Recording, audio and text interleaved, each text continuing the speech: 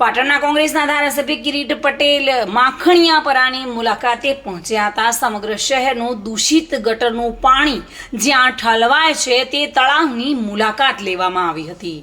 ધારાસભ્ય પાલિકા chief officer તેમજ ભૂગર્ભ શાખાના અધિકારી સાથે નિરીક્ષણ કર્યું હતું અને માખણીયાપરા વિસ્તારના ખેડૂતોની રજૂઆત બાદ ધારાસભ્ય ત્યાં પહોંચ્યા હતા અને તેઓએ જાત નિરીક્ષણ કર્યું હતું। માખણીયાપરા વિસ્તારમાં આવેલા પાણીનો સત્વરે નિકાલ કરવાની રજૂઆત પણ કરવામાં આવી છે। જો સત્વરે માખણીયાપરાના તળાવના ગટરના દૂષિત પાણીનો નિકાલ નહીં થાય તો ખેડૂતોના ખેતરમાં પાણી ફરી વળશે અને જેને લઈને ખેડૂતોએ રજૂઆત કરી હતી અને પાટણમાં કોંગ્રેસના ધારાસભ્ય માખણીયા વિસ્તારમાં પોતે જાત નિરીક્ષણ માટે મુલાકાતે પહોંચ્યા હતા અને ખેડૂતોની સમસ્યાને જાતે સાંભળી હતી અને તેના માટે રજૂઆત કરવા માટે પણ તેઓએ ખેડૂતોને આશ્વાસન આપ્યું હતું।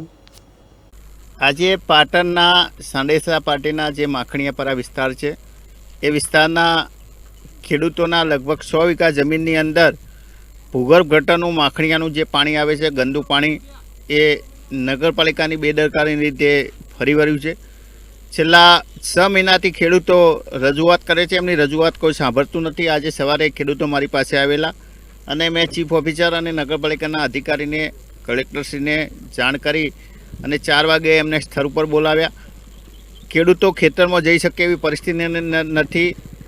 ટ્રેક્ટર દ્વારા પણ બહુ કઠિનાઈથી ત્યાં જવું પડે છે અને ખેડૂતોના લગભગ 100 વીઘા જમીનની અંદર કપાસ હોય, એરંડા હોય, ઘાસચારો હોય, શાકભાજી હોય તદંતર નિષ્ફળ થયું છે। આ બાબતે મેં કલેક્ટરશ્રીને જાણ કરી અને ખેતીવાડી અધિકારીને જાણ કરી અને ખેડૂતોને તાત્કાલિક વળતર ચૂકવાય અને આનું કાયમી સોલ્યુશન આવે એના માટે શું કરવું એના બાબતે પણ ગાંધીનગર જીયુડીસીના અધિકારીઓ સાથે પ્રવીણ યોગી સાથે bureau report, today Gujarati news.